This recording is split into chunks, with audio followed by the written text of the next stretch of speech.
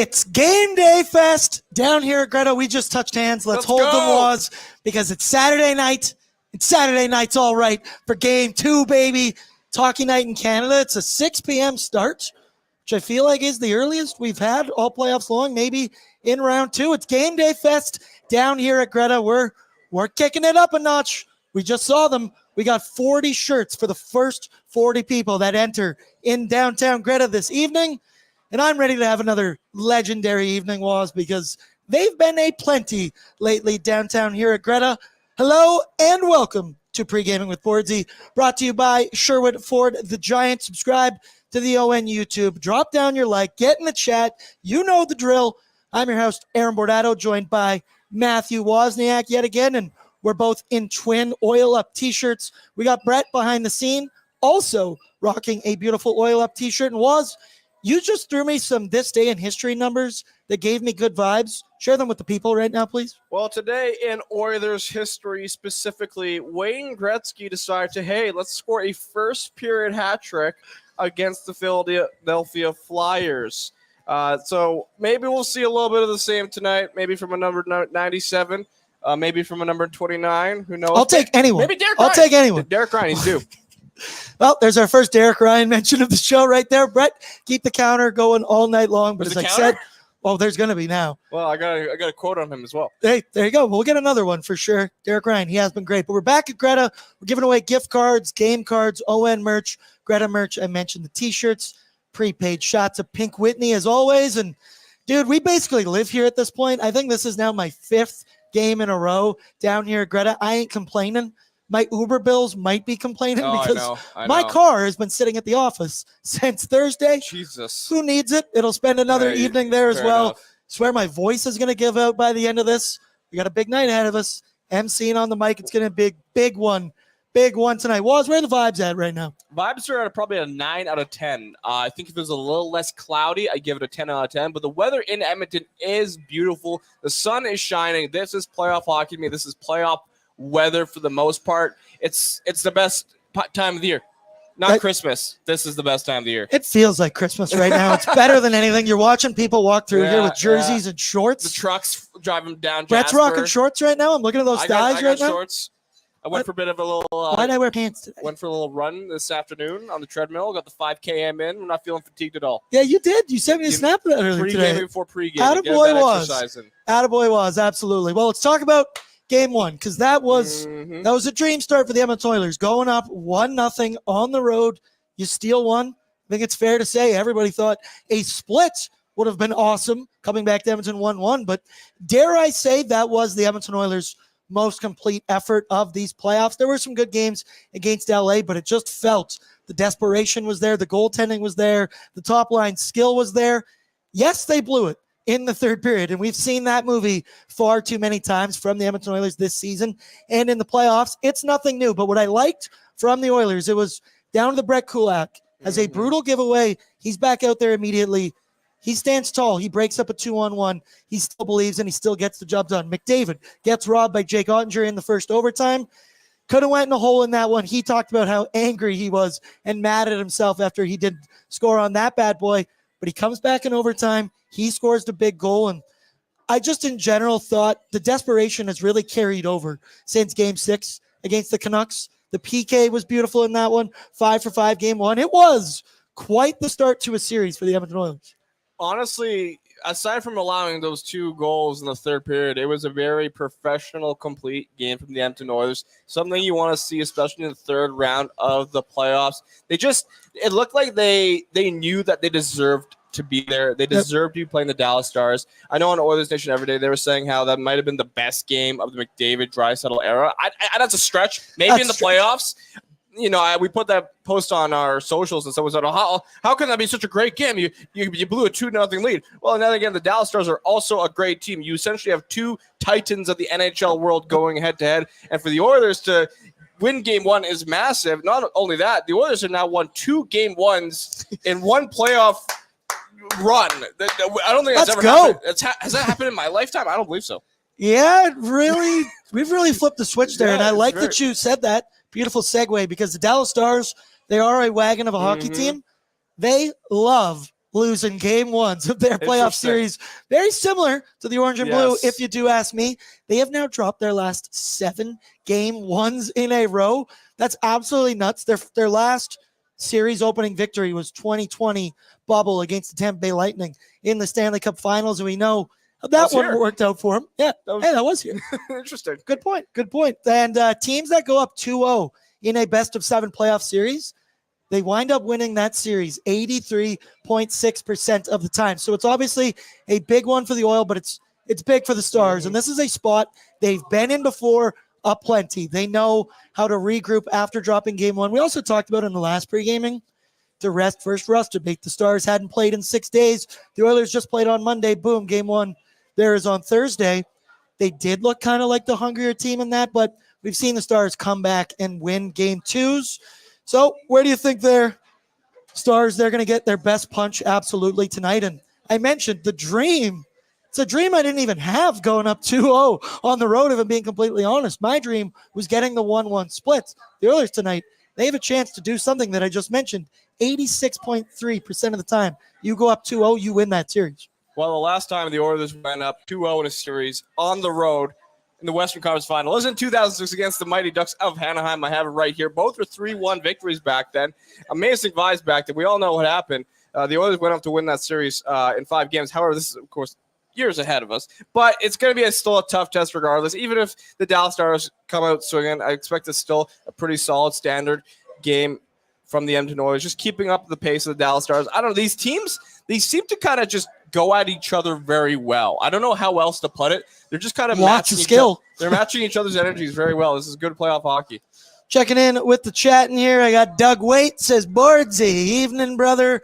Mr. Burns in here, feeling confident. Stu's got his mojo back. All 4 lines have been cooking. Should be good. Honestly, right now, pretty much every facet of the Oilers game is going well. The only one you could say they went 0 for 1 on the power play in game 1. I'm not doubting the Edmonton Oilers power play. Lance Kane, he says, hi, Woz. Hello, Lance Kane. So, I appreciate you, brother. There you go. K. Watt, he comes in with the point, and he says, man, the officials better be less biased tonight. I don't know about biased. I'm not using that word, but the Oilers, obviously, they had 1 power play in game 1. The Stars, they had 5. And there is, I mentioned in the last After Dark, I thought there were some weak calls there that, for me, just personally, I need a call to be egregious for it to be called in the Western Conference Final. I thought the Dylan Holloway holding hook, whatever it was, I thought that was soft as hell. But the Dallas Stars, they don't take a lot of penalties as is. And I don't think 0 for 1 and the Oilers only getting 1 opportunity is going to be an outlier in this series. I think power plays are going to be limited for the Oilers because the Stars, they're a veteran, they're a responsible, well-coached team. But once again, you got to hope the Oilers are going to get more than 1 opportunity tonight, right? Yeah, that's true. And you also don't want to necessarily always rely on the officiating. Then again, you kind of expect more from them. But then again, in the NHL playoffs, especially this late in stage, the whistles tend to go away to an extent. Would the Oilers like more power play opportunities? For sure. As a hockey fan, I've kind of just given up on NHL officiating. Nothing surprises anymore. After whatever happened to us against Anaheim in 2017, I've lost all hope and faith in them. So that's why I don't really complain about He pulled his pad down. Yeah. So I don't really complain about officials anymore as much. But that being said, at least the Oilers are getting it done 5-on-5, right? We're not relying on the power play. There's a reason why we've scored the most goals in the NHL playoffs at 5-on-5. Evan Bouchard currently leads the NHL in points at 5-on-5. That's incredible. Yeah, that really is. When you think of the Edmonton Oilers power play and how many points he's put up on the power play. I'm laughing here. Indy Love said a few boys still very weak on hitting, both Brown and McLeod. Brett, you know what I'm about to say. You actually check the box score in game 3, and we'll get in more detail a little bit later.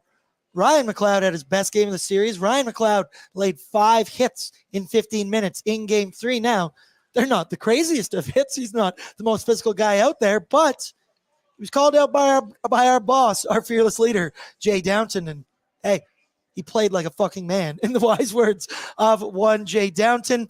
Coming into game 1, though, was the one at least lopsided area everybody thought, especially if you look at their playoff stats coming into it, was goaltending. Jake Ottinger versus Stuart Skinner. They're both 25 years old, and for good reason that there was doubt, and you thought it was lopsided. Stuart Skinner, no secret, fell apart in round 2, but in game 6 and 7, you saw him play incredibly well. Well, Jake Ottinger, you just know this guy. he has the clutch gene. There's no other way around it. He elevates his play come playoff time. But Skinner, he was good in game one. Stopped 31 of 33. His blocker was dialed in. I thought his rebound control was good. Glove hand, solid, quick on covering up rebounds as quick as he could, maybe besides that first Tyler Seguin goal. In his last 3 games, though, Stuart Skinner, Brett, give me the stats here. He's 3-0-0. He has a 1.5 goals against average and a .923 save percentage. I know we're going to see it more consistently than for 3 games, but it does kind of feel like Stuart Skinner has turned a corner here where he was able to sit back, have Calvin Pickard save the day, reset, if you will. And then Nobby gave him that tap on the shoulder and said, I want you. Game 6 and 7 back against the wall. Dare I say Stuart Skinner is back? I'd say he's back for now. Then again, we're kind of living a little bit of a prisoner of the moment. But, hey, good vibes right now around Stuart Skinner. Games. You got to keep rolling with him. He's playing good. Also, credit to the Oilers defense for not allowing too many shots in front of him. He hasn't had to do, a ton of work. He made good saves against Dallas. But also, with that being so, against Jake Ottinger, I love how Jake Ottinger, I think it was the second goal Zach Hyman scored. I made a little tweet. Is this guy supposed to be good? And then they kind of bit me in the ass when Connor got robbed in overtime. I'm like, this guy is very good. But Stuart Skinner, I think that reset against when in round 2 was positive for him. I think it allowed him to have a little bit of time to look at some of the goals that were allowed on him, especially that Nikita Zadarov one. He's probably looking at I can't be allowing these goals in the NHL playoffs. And right now, he's just been locked in. Absolutely locked in. And you got to give the team in front of him credit as well, because I do think they're making his job easier. That Calvin Pickard coming in, that was the desperation. And the shit I keep talking about him seeing, you're seeing Connor Brown back check like crazy to save what I thought was going to be a for sure goal. You're seeing Leon do it. Seeing Leon and Connor both blocking shots, active sticks, desperation in front of the net. So it's kind of everything coming together at once, which we just talked about. Every facet seems to be rolling right now. But let's talk lineup, because you got to keep it locked on Twitter, people. Adam Henrique is officially a game time decision. Chris Knobloch, there you see it. He's going to take warm-ups, game time decision, but he stayed on the ice late during the morning skate, which can tend to be an indication he's not going to play. I saw somebody else said he burned his legs up pretty well out there, and he did skate as a placeholder, I believe, for Evander Kane, and then somebody else was a placeholder. We have it here, Brett. The other tweets, Perry was the placeholder for Kane and Leon Draisaitl. But we'll see. Nobby said that we were going to get him back in the lineup before game 3. As I mentioned in the last one, no scientist. Pretty sure that means game 2.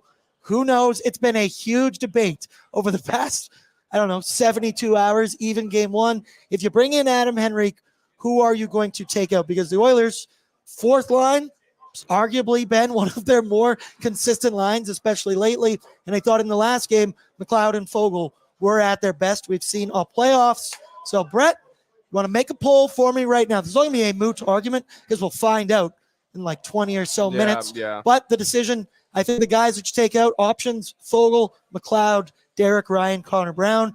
I'm for sure leaving Matthias Janmark in there. Not even a question. He's one of the most consistent fourth liners we have. Sam Carrick is a ball of energy right now, and he's so good on the draws, which is another reason why Derek Ryan, I don't know if I want to take him out, even though he is playing on the wing, but you have it there. Brett, you'll make the poll. If Rico was 100% and ready to come back in, who are you taking out of the lineup? I have a sneaking suspicion it's not going to be one guy. No, I'd maybe lean towards Connor Brown, maybe Ryan McLeod. It's really tough. We currently have a winning lineup, so it's hard to kind of say who's the best player to take out, right?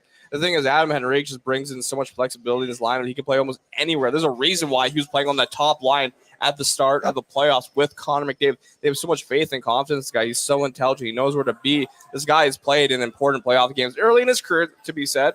But Adam Henrique is a hell of a player. I don't know, man. Maybe Connor Brown. I think it's going to be a guy who's maybe not producing as much. Maybe they want a little bit more possible goal scoring in that bottom 6. I think it's Connor Brown, and looking at the YouTube chat right now, everybody else seems to agree. 58% of the vote around there. And it's not that Connor Brown's played bad, right? I think he's been good. Last game, he was another ball of energy, very fast. I mentioned the back check he had, several chances. Good problem to have. Once again, awesome problem to have. But you traded a first-round pick for Adam Henrique to come in here. I've said it a lot. He's Nuge Light. jack of all trades. You can play him, like you mentioned, in the top 6. That's where he was last playing before an injury. I ain't touching anything in that top 6 right now, but I don't know. He's a skill player. He gives you way more upside and option than I think anybody in the bottom 6, to be fact. He can play center, he can play wing, power play, penalty kill, whatever you want. If it's up to me, I'm taking Connor Brown out. And we will see. Once again, this could all be a moot argument. He could stay out of the lineup because of how much he burned up earlier today. We will see, but it is a fun problem to have. And the Dallas Stars, they got one of their own problems. They got a game time decision of their own. As Rupe Hint, as Elliot Friedman, I would just say Rupe game time decision hints. Wow, I butchered that. But he hasn't played since game 5 of the second round against the Colorado Avalanche. Missed game 1. We've talked a lot about the domino effect that goes down through the lineup. If you miss Hintz, who's arguably your most defensive centerman, head coach Peter DeBoer said, and I quote, "He's not McDavid, but what if McDavid was out of the lineup or Zibanejad out in New York?" That's the type of impact that he has on his team. You lose your number 1 center. You're obviously not going to be putting your best foot forward. Matt Duchene was on that second line, bumped up. I've talked about it enough. He does not have the defensive impact or upside that a Rupe Hintz does. Also puts Wyatt Johnston, the youngster, in a position, maybe going one-on-one with Leon Draisaitl. I know who I think is going to pick and win that matchup. We'll know more about Hintz's availability as we get closer here, but Woz, he comes back in. It moves Duchene back down to the lineup to play with Seguin and Marchment, where he has been all year. It moves Wyatt Johnston into that 2C role, where I think he'd be more comfortable. It's a big, big what if here with Rupe Hintz. Yeah, I know it's one player coming off injury. He hasn't played in a while, but maybe that's a good thing for the Dallas Stars, considering this, that Dallas has played in 4 different games heading into overtime so far in these playoffs, accumulating of a total of 919 minutes in these playoffs. Is fatigue setting in for the Dallas Stars? And maybe that's why injecting Rupe Hintz will be a good ball of energy, not just for the top line, but the general vibe for the Dallas Stars going into this game. It's the heavy minutes are undoubtedly probably taking a toll on the Dallas Stars, probably more so on their defenders, not their forwards, to be fair. Tell them the second most minutes. Let's see here. This is significantly more than any other team. No other team in the NHL has played over 109 minutes in the playoffs. 809. 919 to 809. That's a big difference. That is a big difference. That's almost 100 minutes difference. That is just that. There's no way that doesn't take a toll on you as you move along. And hey, we'll see. But Rupe Hintz, you're better with that guy in your lineup 100%. Than without him. He's scored a couple goals against the Oilers as well in the past, so he's a player to watch. He was on my fantasy team this year, and I loved him. Buddy, hang out in the press box as long as you want. I don't need shit from you now. But let's move here. The playoffs are here, and it's time to oil up. Ladies and gentlemen, Nation Gear is ready to gear you up for Edmonton's playoff run. Woz, model that baby off for me. You rep your favorite team as they battle for the cup. We are the only Canadian team left in the cup. Plenty of room on the bandwagon right here in between me and Woz. Come on down to GRETA. Wear one of these bad boys. We're also going to be throwing out a couple of these shirts to the crowd tonight. A couple of lucky winners. I basically play of whoever makes the most noise and is the most obnoxious when I'm on the mic, you're going to get free shit. That's true. It's pretty simple rule and simple thing to abide by. Let's get into it now with our need-to-know info, courtesy of Will Hawk Beef Jerky, because only the finest tasting meat products earn the Will Hawk name. Made from 100% pure Alberta beef, their jerky is aged, seasoned, marinated, and smoked to savory perfection. Their jerky gladly fills orders of any size. You can find their jerky, sausage, and other products exclusively out of their Leduc, Spruce Grove, and West Edmonton Mall kiosk locations. Okay, as I mentioned, Adam Henrique, game time decision. Said before game 3, we will find out right now. Corey Perry, he's going to continue to watch from the press box. I've kind of been a believer in always of if it ain't broke, don't fix it. But Adam Henrique is definitely coming in the lineup for me if he's going to be healthy. One thing in game 1 that the Edmonton Oilers, I thought they got maybe worked more than they did, was in the faceoff dot, but they did lose. They only won, 44.3% of the draws, but it's specifically Leon Draisaitl. He went 8 for 29 in the faceoff dot, and he wasn't the only star. Connor McDavid went 6 for 16. Sam Carrick and Derek Ryan were the only 2 players with an above 50% faceoff percentage, and I think it's if they took more than like 2 or 3. So DR staying in my lineup, Sam Carrick staying in my lineup. I also want to bitch a little bit. Linesman, just drop the puck. Yes, please, for the love of God, stop delaying just drop the puck. That is so frustrating. And maybe it's an Edmonton Oilers thing more. I do think Leon, for the most part, does try to cheat more than the average guy. If he ain't cheating, he ain't trying. But holy, it is becoming obnoxious to watch. Stuart Skinner, he's going to get the start for the Oilers. Great in game 1, 31 of 33 saves. And as I mentioned, he's won his last 3 games in a row. 1 out of 10. Confidence level at Stu, what is it? Oh, I would say it's about a 7 right now, yeah. Really? I think I'm at a solid 8. Okay. I think I'm back up to 80%. He just looks calm. I'm not worried about him. No, that's a solid number. That's a solid number. Then on the Dallas Stars side, I need to know, only Rupe Hint. He's game time decision. We'll find out here as we go. And as I said, it's the domino effect. One guy in game 1 who was huge, Tyler Seguin. He's as clutch as he is handsome. Coombsy made a lot of debate saying if we would have just taken him back in 2009, he wouldn't have even that game up and brought it to overtime. He's a clutch performer, proven playoff performer, dare I say. He does have a cup. Curious to see and watch him as this series progresses. Guys like him, Jamie Benn, they just have that playoff veteran savvy, and they hang out around that blue line.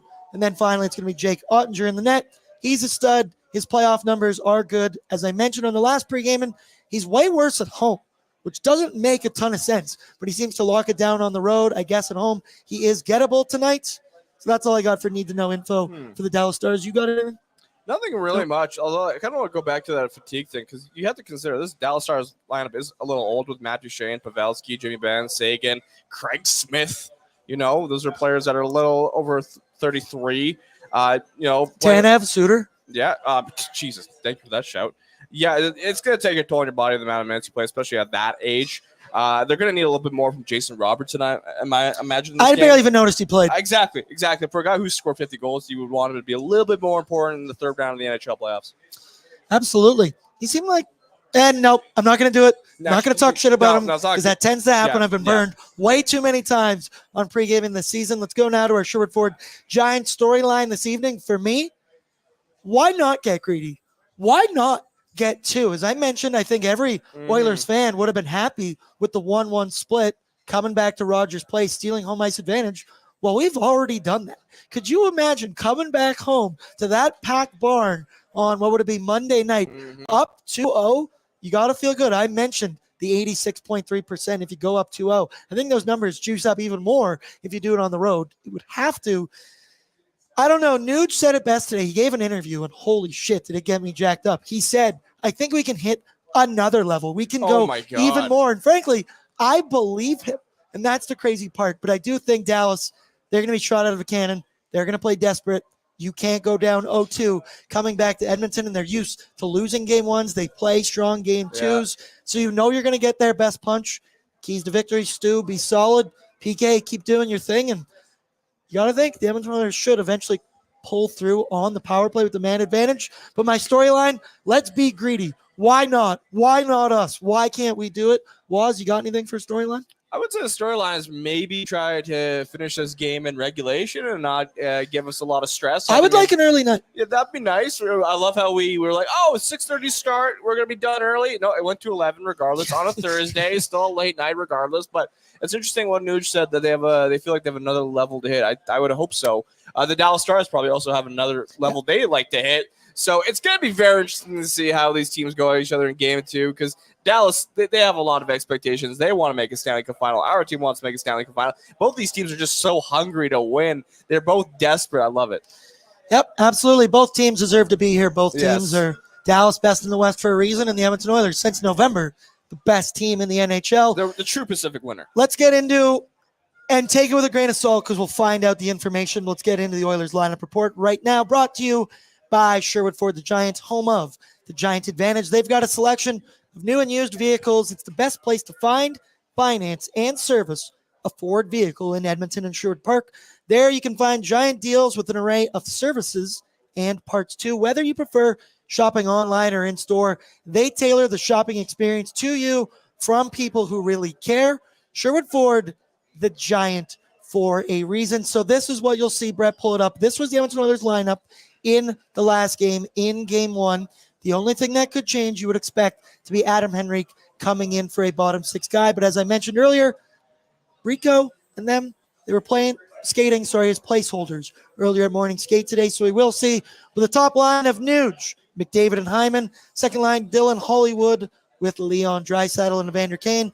Then it's Warren Fogle, Ryan McLeod, and Derek Ryan. There, I didn't want to yell it too loud. Matthias Janmark with Sam Carrick and Connor Brown. D-core stays the same, but it did change a little bit in game one. It's Ekholm with Bush, Nurse with Vinny, Brett Kulak with Cody Ceci. So the last pre-gaming we talked a lot about the McDavid matchup and which D pairing he was going to see. Were you going to go Dallas Stars? Were they going to go with smooth skating, fast Miro Heiskanen, plays 25-plus minutes a night, match fire with fire? You're going to play speed against speed, or do you go with tougher, grittier pairing of Chris Tanev and Esa Lindell? Well, Connor McDavid played 16 minutes and 49 seconds against Lindell, 14:49 against Tanev.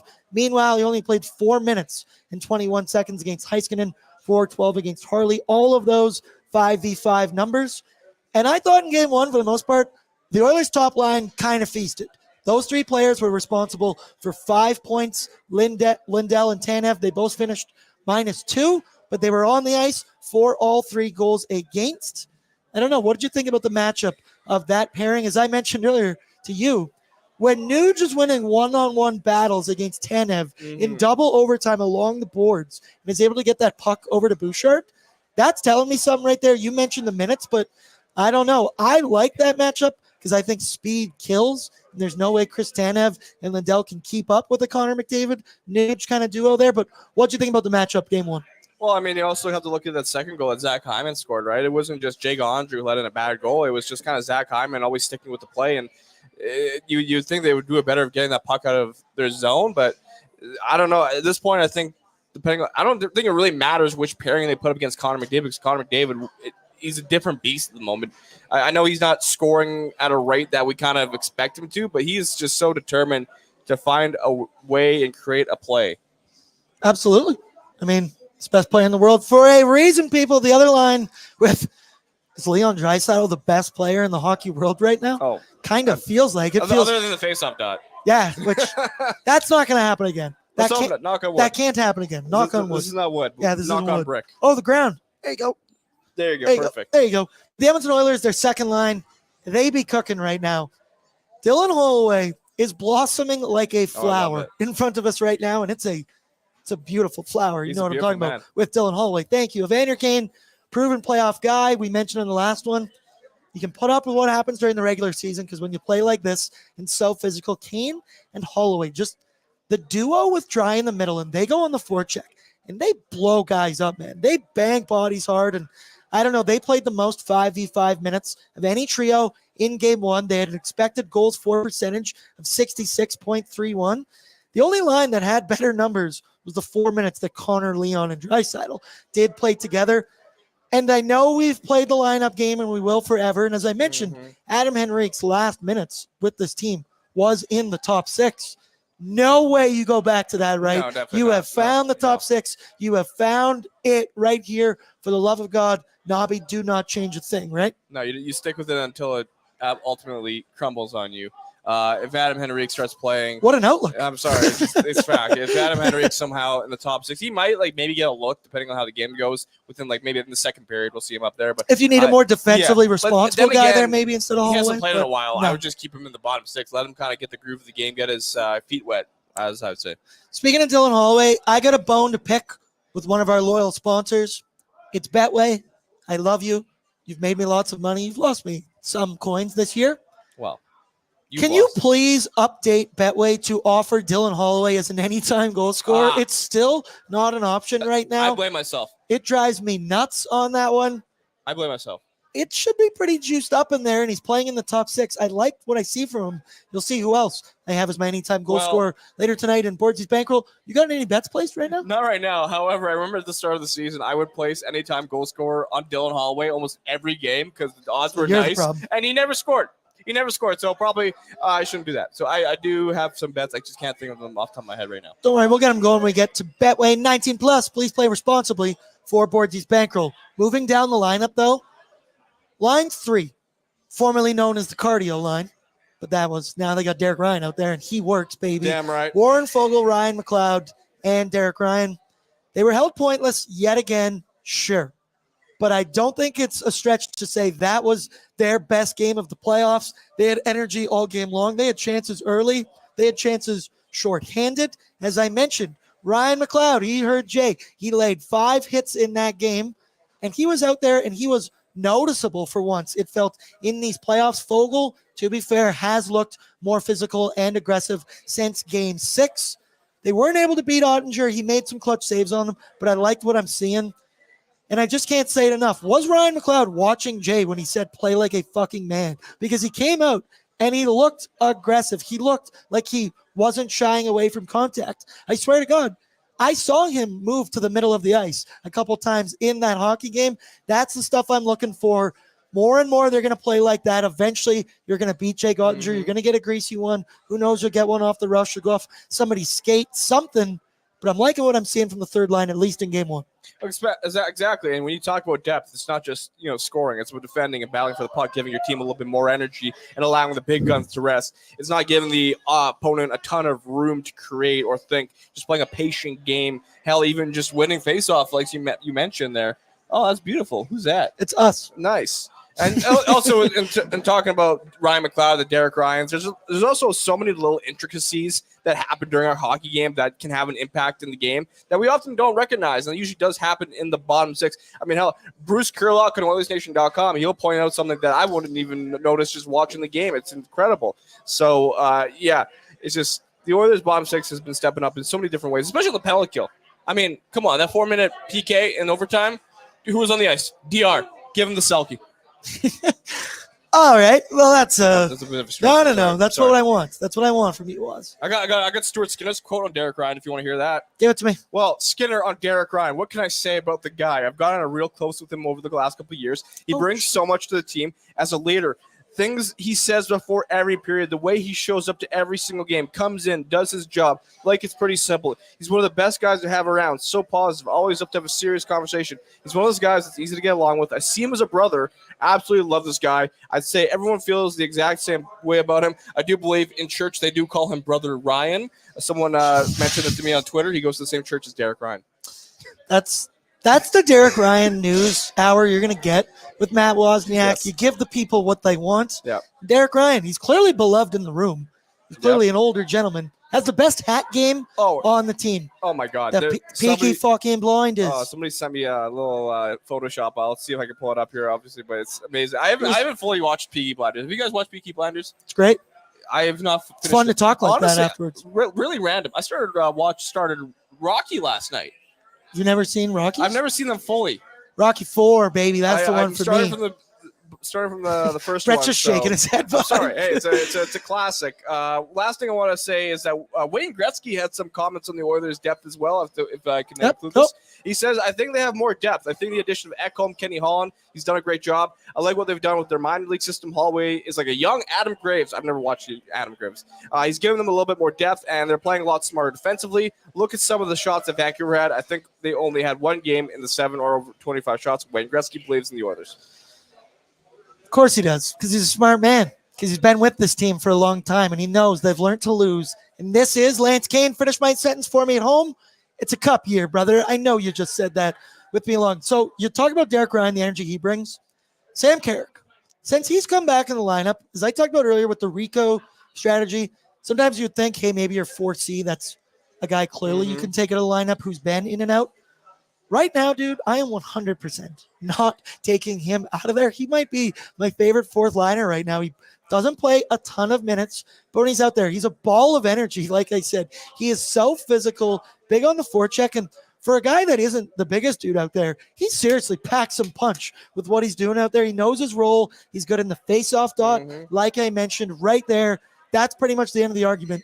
I can't take Sam Carrick out of the lineup, and he's been great lately. Also, GRETA is filling up right now, brother. Yeah.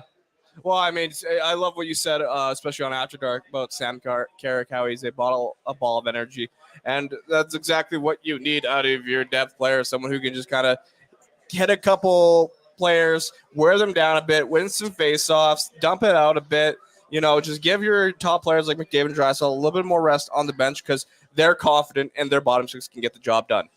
Give me energy shifts. Give me 45 to 60 seconds of not getting scored on, to be completely honest with you. And I will take that every step of the way. As we mentioned, it's a good problem to have with who do you take in and out. And I'm going to refer to my motto all season. Hashtag in Nobby we trust. Blind faith, people. Blind faith. I love how calm he is with the team, just kind of telling them, hey, guys, it's okay. Just keep playing your game. Keep playing. Don't get too stressed. Good things will come if we just play our way. How about him walking all the way across the ice before the goal was actually 100% confirmed? Funny. Kind of giving his own Jay Woodcroft hand on hip, standing there waiting to shake the Calgary coach's hand before. But I love that. One note for the Oilers, though, in game one. We got to talk about it because I think it was the MVP. It was my hot performer. It was the Edmonton Oilers penalty kill. They were incredible, man. They had the most obvious, a 4-minute kill to start overtime with Connor McDavid in the box. McDavid, he took it 17 seconds into the first overtime. He said, I quote, "It was long, really long, miserable. I hated every second of it." Yeah, I did too, buddy. That was without a doubt the most stressed. My Apple Watch absolutely going off, but his teammates, they got the kill. McDavid eventually does reward them with the OT winner, but the Oilers have gone 5 consecutive games without giving up a power play goal. They have killed off their last 19 consecutive penalties. Knock on wood. Knock on wood. Brett also pointed out that is wood right there. Oh, yeah. Edmonton has not given up a power play goal since game 3 of 4-3 loss round 2 against the Vancouver Canucks. And the BK unit, since Nobby has joined this team, it's had some up and downs for the most part, but we've seen the improvement of this squad. You can notice, Connor McDavid said earlier today, he goes, at points, you can't even notice that they're down a man because they're skating so well in their own end. And it's been talked about a lot. The PKers take pride in their job. Our bottom 6 guys take pride in killing off penalties. Ryan Nugent-Hopkins, a guy who maybe you would think this far in his career, offensive guy in the power play, maybe he wouldn't be as dedicated to playing a gritty penalty kill job. Absolutely not. I still think Nuge is arguably our best penalty killer. The work ethic's there, the desperation's there. The PK was huge in game 1, and if you're going to take five minor penalties, you're going to need them to be huge. Hopefully they are again tonight. Well, that's the Oilers right now. There's teams that like to score goals, and there's teams that like to win. And the Oilers certainly like to win. They want to win. That got me so fired up. Saying, man, that was poetic. That's why the bottom 6 shows up. They simply want what's at the end of the finish line. They want that Stanley Cup. In order for that, you need a recipe for success. And the recipe is to have a good PK that includes some of your bottom six players, some of your top players like Ryan Nugent-Hopkins. They just read the play so well. They anticipate everything. They're always a little fresh. They're not outburning themselves.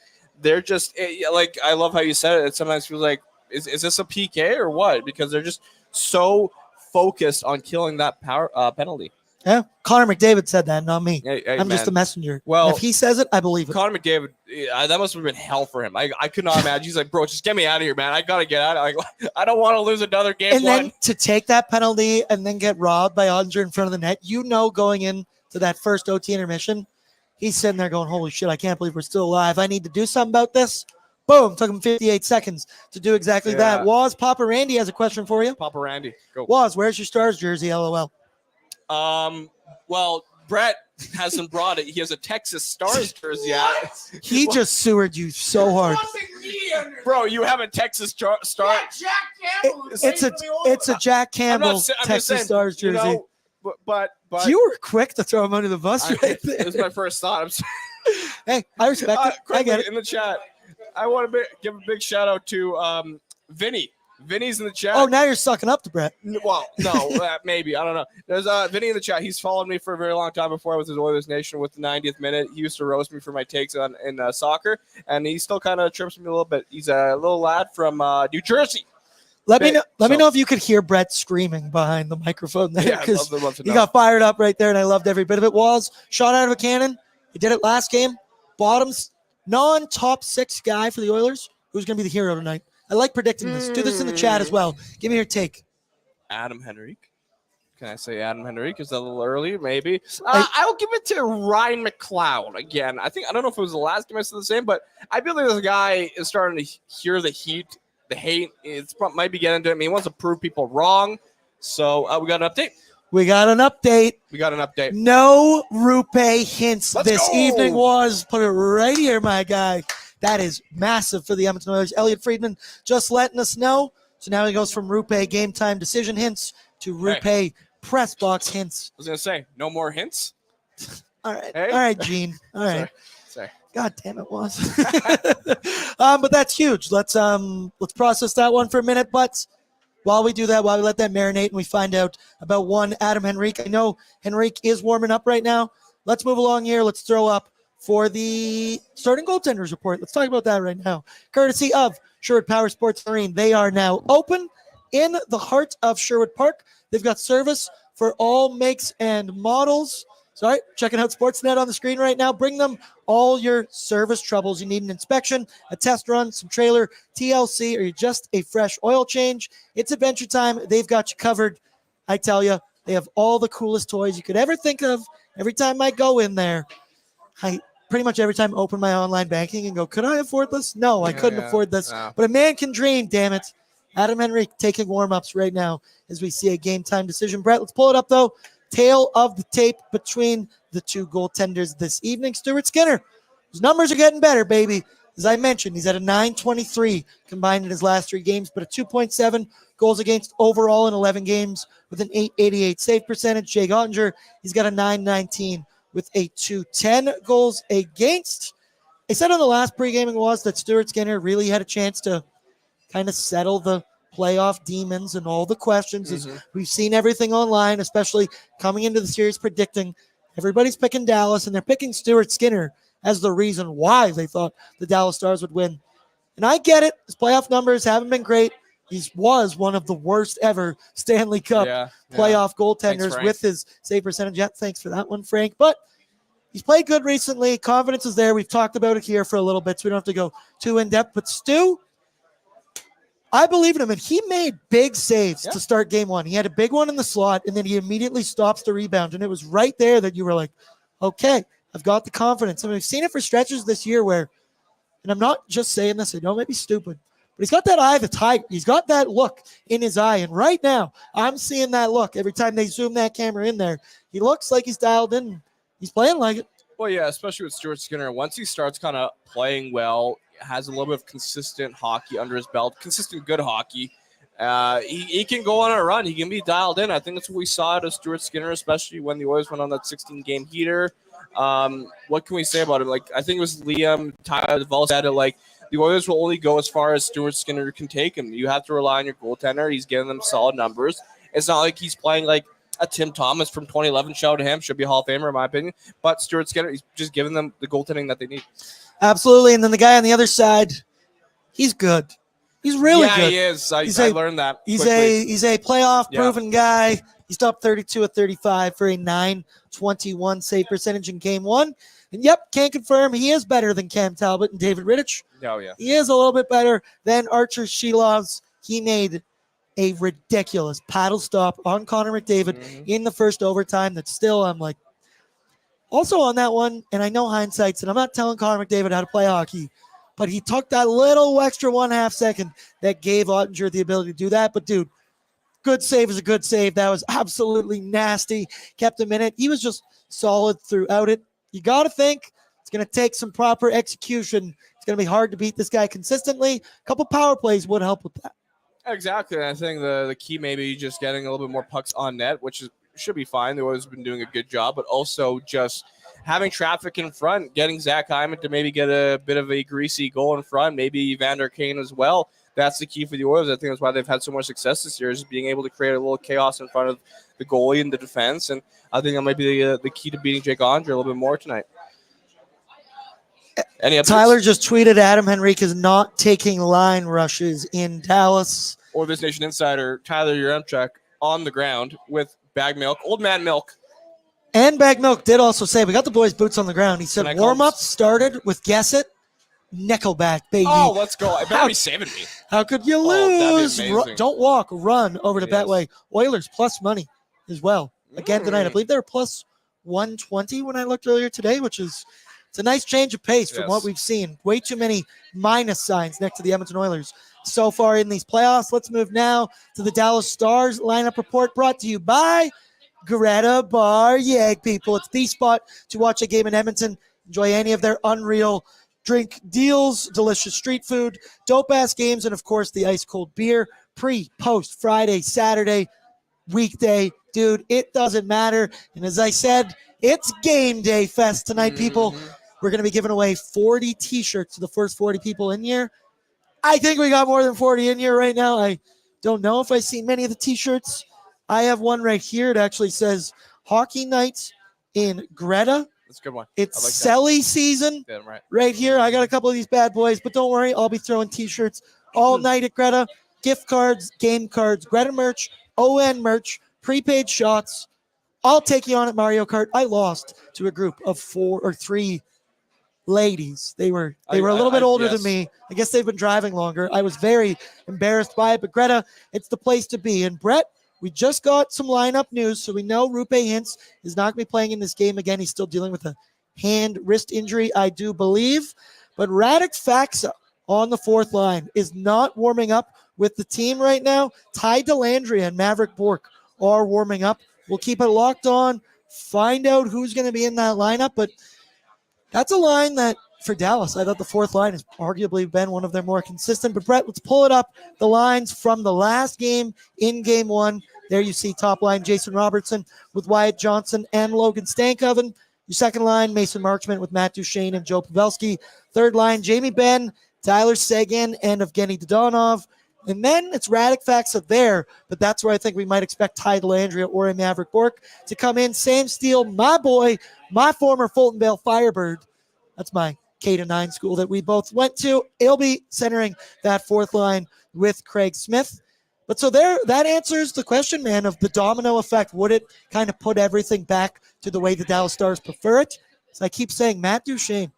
He didn't get overly burned in Game 1. He didn't play a ton against the top line of the Oilers, and I see him as a guy that the Oilers can absolutely take advantage of. And then I've mentioned Wyatt Johnson. Very good young player, very skilled.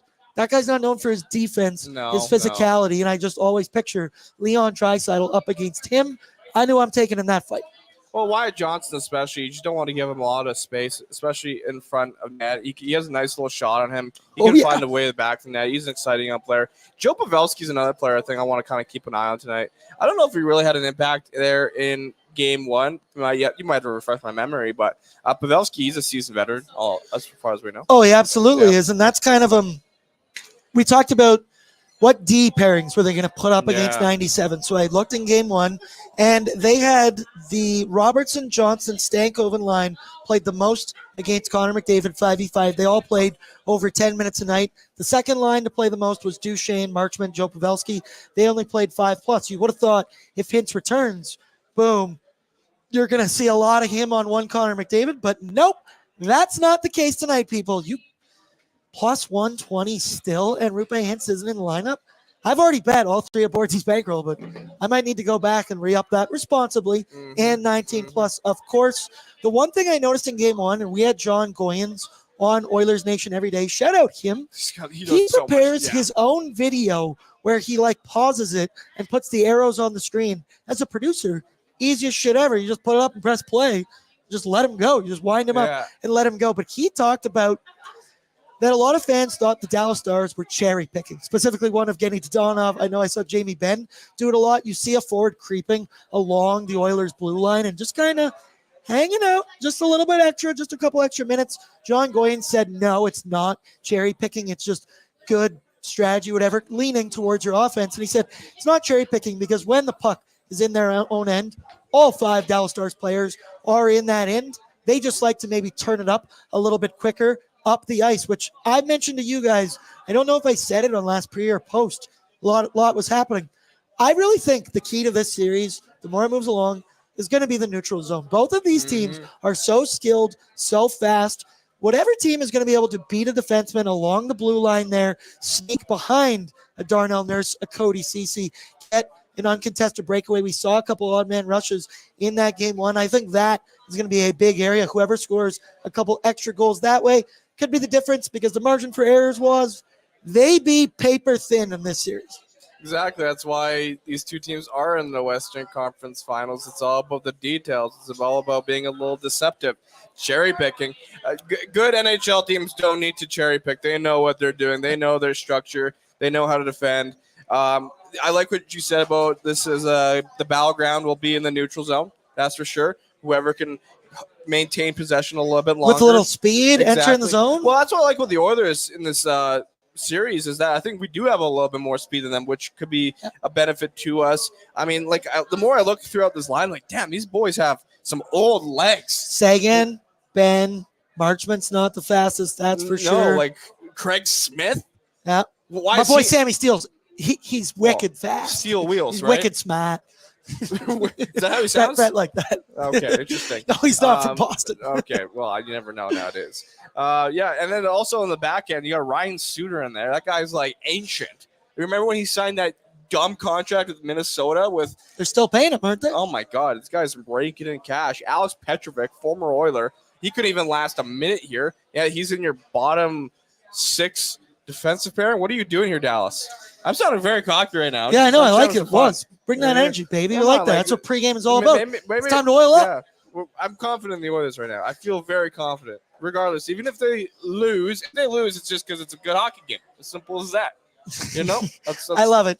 My final notes for me, guy to watch. My player to watch is Tyler Seguin again tonight. Yeah. After what he did well. in game 1, he just has that clutch gene, finds a way to score. Maybe. I think with no hints, you do rely more on Tyler Seguin. He's going to be playing in the middle of the ice. Yeah. He's going to be playing that 3C role. So look out for him. Who's your Stars player to watch? Stars player to watch Sam Steele. will be Wyatt Johnston for sure. You cannot sleep on this guy. There's a reason why he's the best player out of the 2021 draft class. There's a reason why Oilers fans, Bruins fans are like, we could have drafted this guy. Our player hasn't played a single NHL game. This guy is electric, and credit to the Dallas Stars for having eyes on him first prior to the draft. Another guy. I had both Robertson and Hintz on my fantasy team this year. Both. Let's move along now to Bordzy's Bankroll, brought to you by Betway. 19 plus. Please play responsibly, because with Betway, you can get a free bet up to $200. If your first bet loses, all you got to do, create a new account, redeem your bonus, place a bet. No minimum amount is required. If that bet loses, you will get a refund up to $200. You can then use that money to bet on your favorite sports. How do I do this, you ask? Boom. You scan that QR code on your screen right now. You join that action, and this offer is only available outside of Ontario. Berta boys, stand up. All right. Without further ado, I got some juicy ones tonight, people. All 3 of these bets are plus 200 or more. If you're new here, we're going to make a poll in the YouTube chat. You're going to decide which one we like most for Bordzy's Bankroll. As I tend to do, I've already bet all 3 of these, so it's just where I get to Lance Gain, can track my record. But your first option is Oil Moneyline and Boosh 1+ point, plus 200. As I mentioned, Oilers underdogs in this one. Evan Bouchard, 3rd in NHL playoff scoring. You're going to give me plus 200 on that bad boy. I'm going to take that every step of the way. Your second option is a Hyman 1+ power play point. Currently plus 200. Extra juicy on that bad boy. Oilers went 0 for 1 on the power play in game 1. I mentioned I don't know how many chances they will get, but you got to believe Mr. Third Post, Mr. Zach Hyman, is going to be right there. And then finally, the last one, I would love it to be Dylan Holloway. Betway wanted to get their stuff in a groove here and offer that to me, but I digress. I'm going with the other guy, the winger on line 2. It's Evander Kane. Really? Anytime goal, plus 250. I just think he's going to be ready to shoot pucks left, right, and center like he always is. He has a little bit extra juice. And to be honest with you, I just wanted all 200+ bets tonight. I'm chasing the juice this evening. Boards, you know how to chase the juice. And let's be honest, Evan Bouchard, there's a reason why he's got the third most points in the NHL right now for the playoffs? Yep. He's leading, as I mentioned earlier, at 5-on-5, the most points in the NHL. He's an absolute stud. What Evan Bouchard doing right now, don't take it for granted. Like, these defensemen don't grow on trees just because he plays McDavid and Draisaitl. He complements them so well. That's why he gets so many points. So I like that one. Evander Kane, that's an interesting one. I don't know. He's just he'll get a goal when you don't expect it, essentially. The votes, good thing I bet all 3 because they're all dead even. I got 35, 30, and 35 across the board for all 3 of those. So it makes me feel good. If the people are torn, it means all 3 bets people like, which means ipso facto, Bordzo genius. No, that is not contract binding. That is not legally binding. Woz, we'll shut her down right away here. I got to hop on the mic, get these people pumped up, throw some T-shirts at some lucky folks. Brett, what do you got for me here? Oh, God, you're smart. Let's get into it with the playoff report brought to you by Boston Pizza. If you don't want to come down to GRETA, it's a little too loud. It's a little too crazy. I get it. It is Saturday night. Go on down to BP's, man. Team up for the win.